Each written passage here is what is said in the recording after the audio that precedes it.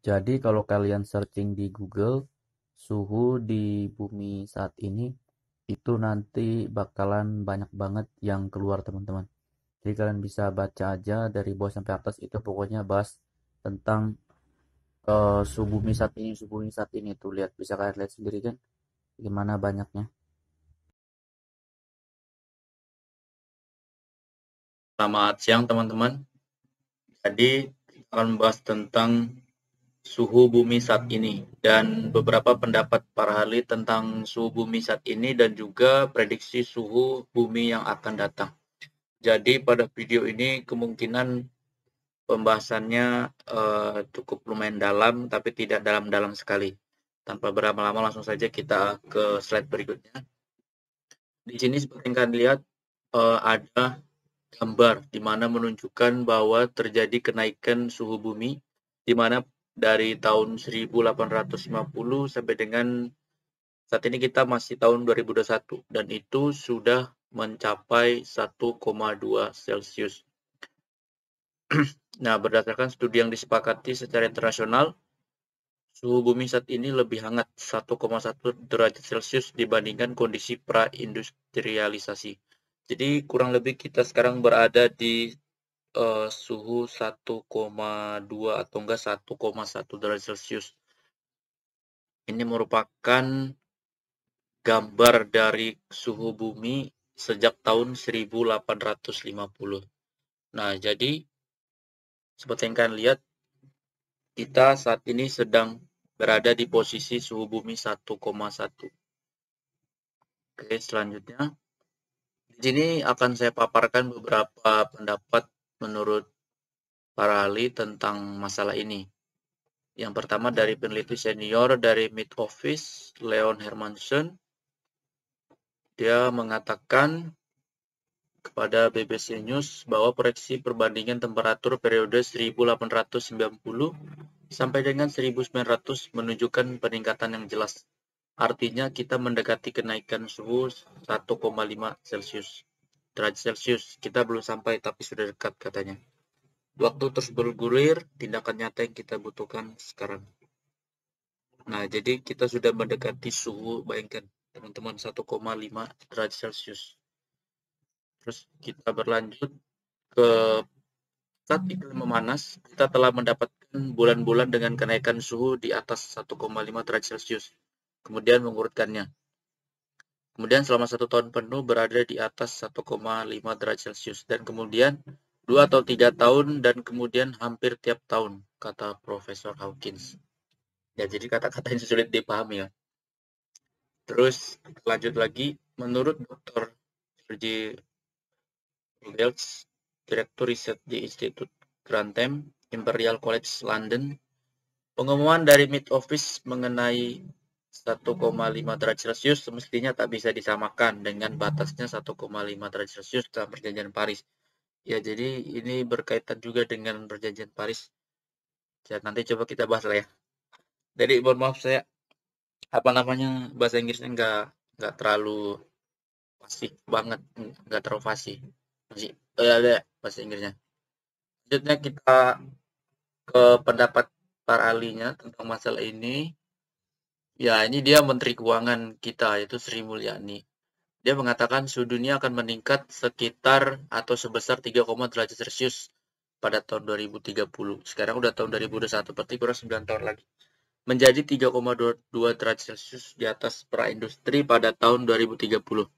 Kata dia dalam diskusi secara virtual, Climate Change Challenge Preparing for Indonesian Grades and Sustainable Future pada Jumat.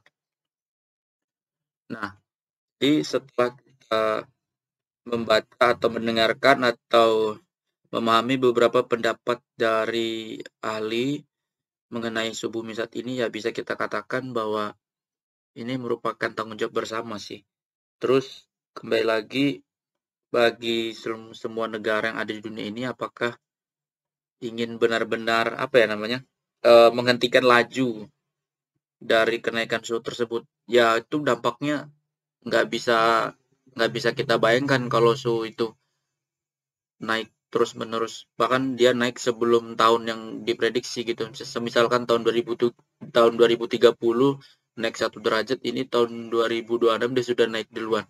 Jadi kan itu di luar prediksi dan di luar dugaan dan bisa membahayakan semua orang gitu kan. Ya intinya semua negara lah, kan kita tinggal di satu bumi toh. Nah terus, nah dari beberapa paparan tersebut, ya pastilah di setiap permasalahan pasti ada solusi kan.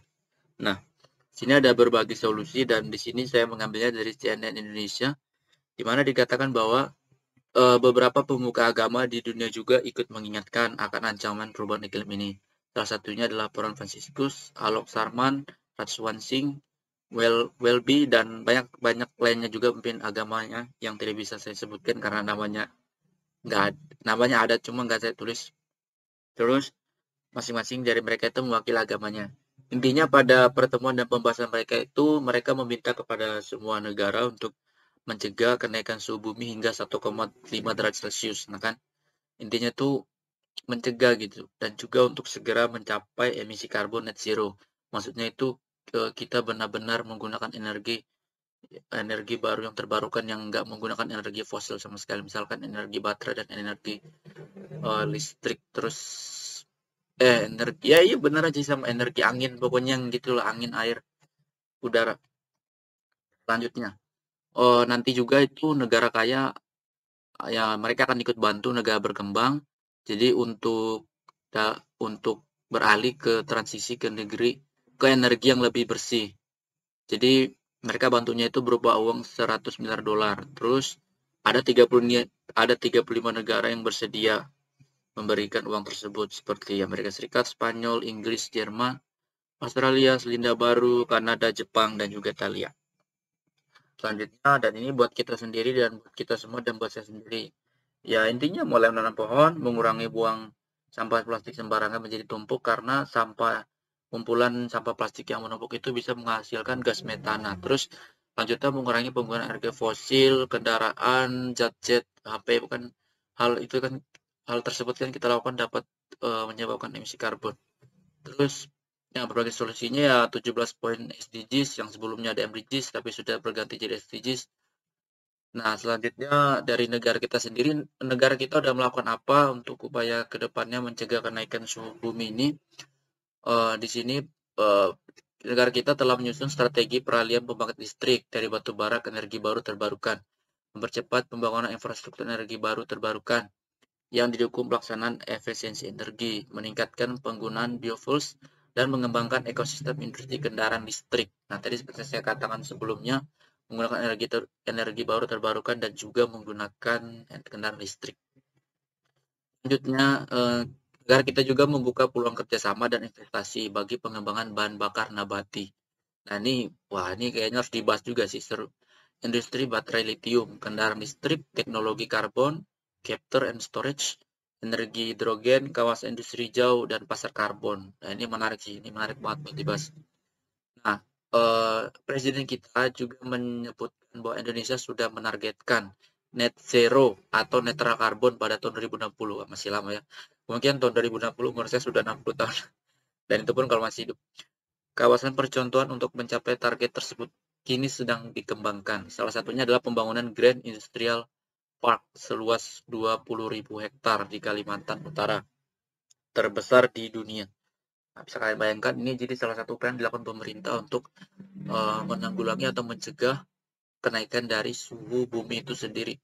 Terus untuk mencapai transisi energi tersebut, Jokowi mengaku membutuhkan biaya dan teknologi. Jelas pasti membutuhkan biaya dan teknologi. Dia pun mengajak negara untuk bekerja sama maupun berinvestasi di Indonesia. Ini tadi slide ini tadi yang dimaksudkan oleh Bapak Jokowi, yaitu untuk membuka peluang kerjasama dan juga investasi terhadap sesama negara. Intinya saling menguntungkan gitulah. Nah, jadi kata-kata penutup pada video kali ini adalah kurang lebih itu yang bisa dilakukan oleh manusia di dunia ini pada saat ini. Ya sekali lagi kita nggak akan tahu apa yang akan terjadi di masa depan. Tetapi sebagai manusia yang diciptakan dengan akal dan pikiran, tentu kita sudah harus bersiap-siap untuk apa yang akan terjadi nanti. Ya istilahnya kita sedia payung lah sebelum hujan. Mungkin segitu aja pada video kali ini. Mungkin pembahasannya kurang dalam atau kurang bagus atau ngomongnya sama si belecak-belecek. Mohon maaf. Mungkin segitu aja. Lain kali kita masih fokus bahas masalah lingkungan. Nah, ini mantap banget sih. Oke, sampai jumpa di video berikutnya. Bye bye.